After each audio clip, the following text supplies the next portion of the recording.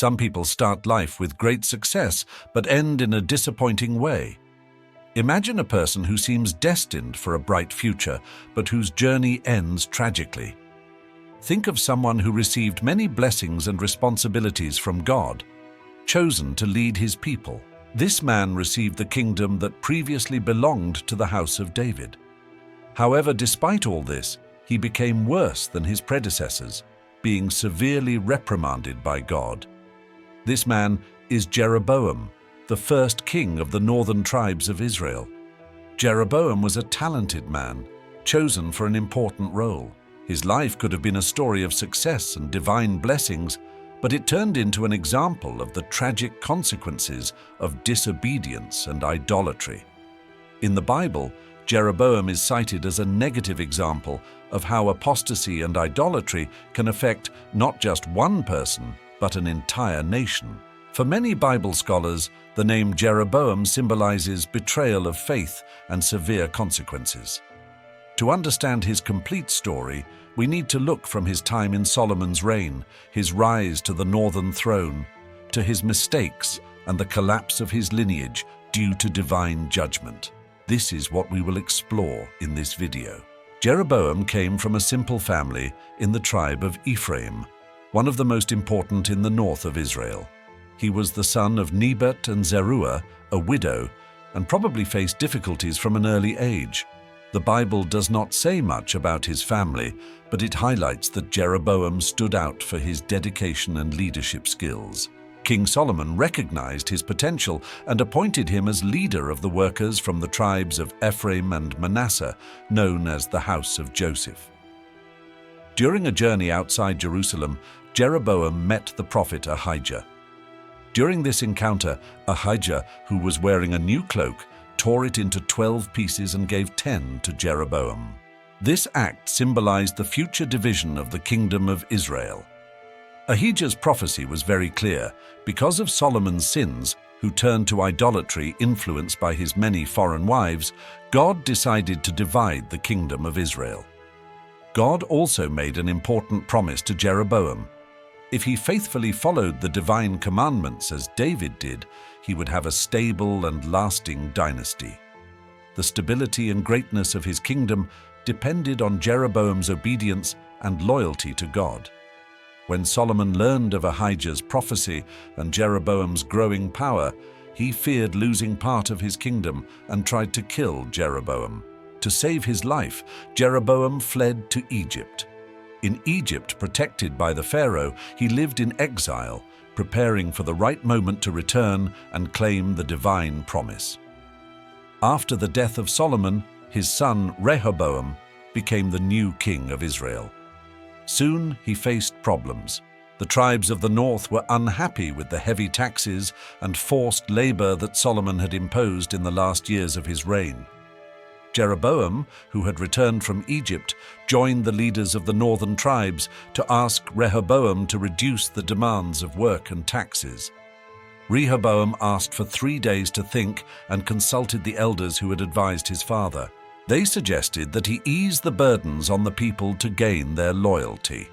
However, Rehoboam ignored this advice and chose to follow the opinion of his younger friends, deciding to increase the burdens even more. Rehoboam's decision was poorly received, and the northern tribes revolted, refusing to accept his leadership.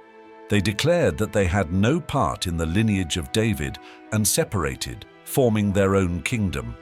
Only the tribes of Judah and Benjamin remained under Rehoboam's rule. During this period, Jeroboam became the king of the northern kingdom of Israel. Upon taking control of the 10 northern tribes, he began to strengthen several important cities to protect his territory and assert his dominance. He fortified Shechem in the mountains of Ephraim, chosen as his first capital, and Penuel, east of the Jordan, both of great historical significance to the patriarchs of Israel. This shows that Jeroboam was focused on the defense and security of his kingdom. The separation of the kingdoms did not lead to a friendly relationship with the southern kingdom. There was constant tension between Jeroboam, the king of Israel, and Rehoboam, the king of Judah. Initially, Rehoboam even considered launching a military offensive to regain control of the northern tribes, assembling a large army for this purpose. However, he abandoned the plan after Shemaiah, a prophet, brought a divine message instructing him not to fight against his fellow Israelites.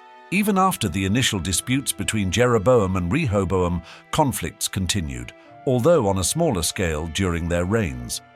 After Rehoboam's death, his son Abijah took the throne of Judah, and the tensions between the two kingdoms persisted. During Abijah's reign, these disputes culminated in a decisive battle, described in the second book of Chronicles, chapter 13. In this battle, Abijah led an army of 400,000 men against Jeroboam's army, which had twice as many soldiers. Despite being outnumbered, Abijah trusted in the divine promise made to the house of David and declared that the Lord supported Judah.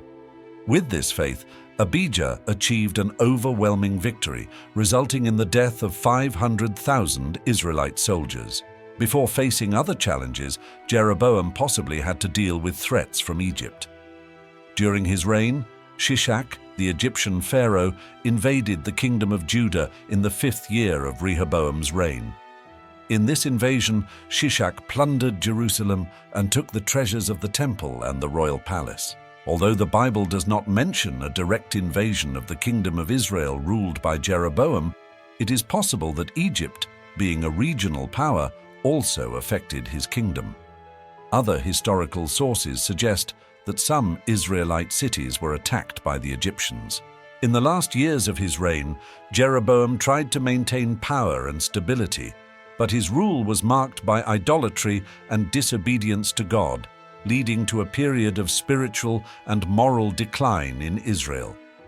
Jeroboam ruled for 22 years, but his reign is remembered mainly for his sins and the introduction of idolatry. To understand the tragic end of his rule, it is important to see how the idolatry began. Afraid of losing control over his kingdom due to the people's frequent trips to Jerusalem to worship at the temple, Jeroboam took a drastic measure. He created 2 golden calves and told the people they did not need to go to Jerusalem to worship, claiming that these calves were the gods who had freed Israel from Egypt. This reference to the biblical episode where Aaron made a golden calf while Moses was on Mount Sinai was not just an error in judgment by Jeroboam, but also a clear violation of the first 2 commandments, which prohibit idolatry and the creation of idols. Some Old Testament scholars suggest that Jeroboam tried to revive ancient Mesopotamian rituals of calf worship, similar to those Aaron performed in the desert. By doing this, Jeroboam corrupted the true worship of the Lord, establishing 2 main worship sites in his kingdom, Bethel and Dan.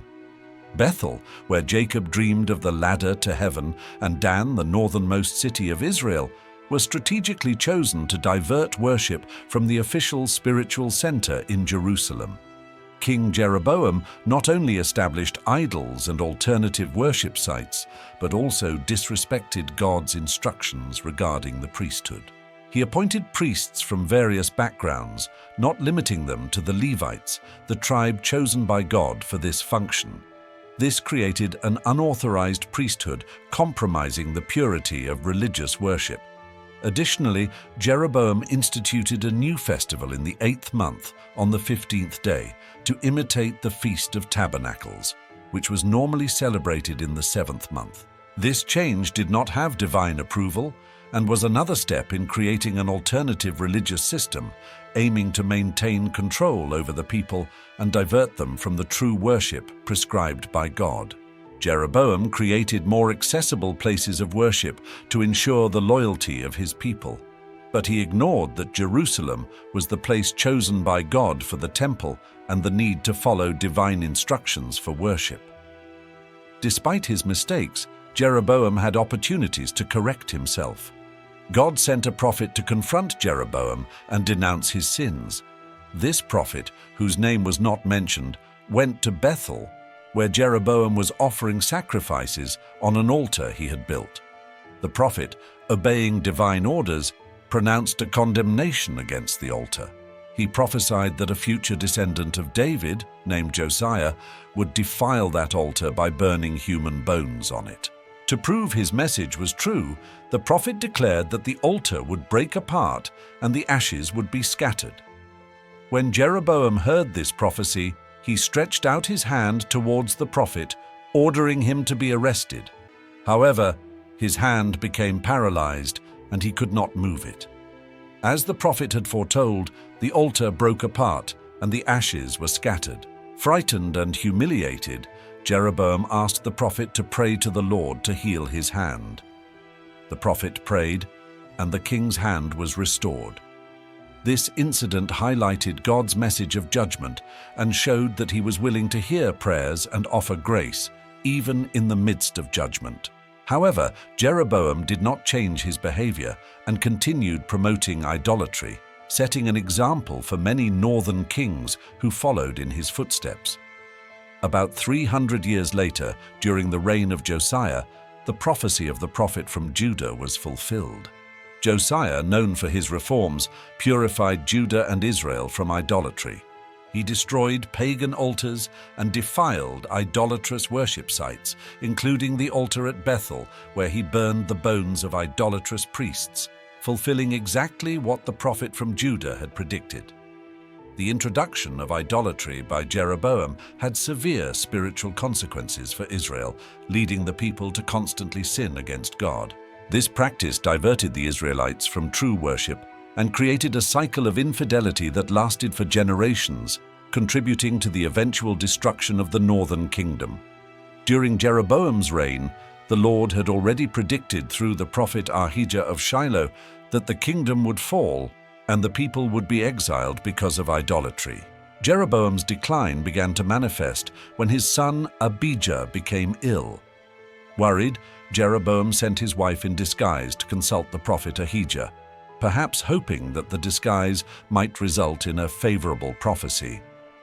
This act may have reflected Jeroboam's guilt for his own sins as he sought some hope or redemption by consulting the prophet. When Jeroboam's wife arrived at the house of the prophet Ahijah, he, despite being blind due to old age, already knew of her arrival and the purpose of her visit because God had informed him. Ahijah had a message of condemnation for Jeroboam and his family. The queen's disguise did not fool the prophet, who announced divine judgment on Jeroboam's dynasty. Ahijah declared that, due to Jeroboam's sins and because he had led Israel into sin, all the men of his family would be eliminated and his descendants would be treated without honor, like dung. The prophecy included an immediate sign. Upon returning home and crossing the city gates, Jeroboam's son, Abijah, would die. And so it happened, causing all of Israel to mourn the young man's death. Abijah was the only member of Jeroboam's family to receive a proper burial, because according to the scriptures, something good was found in him in the eyes of the Lord. The other members of Jeroboam's family would be left to be consumed by dogs in the cities or by birds in the fields, a fate of great dishonor and shame. The complete destruction of Jeroboam's family occurred later, executed by Baasha from the tribe of Issachar. Baasha conspired against Nadab, Jeroboam's son, who had taken the throne of Israel after him, and killed him. Nadab had ruled for only 2 years. The elimination of Jeroboam's entire lineage by Baasha was the fulfillment of the divine prophecy previously communicated by Ahijah. This event marked the end of Jeroboam's dynasty, who is remembered in biblical history as the king who led Israel into sin. The exact details of Jeroboam's death are not clearly described in the Bible, but it is believed that he died shortly after his son Abijah.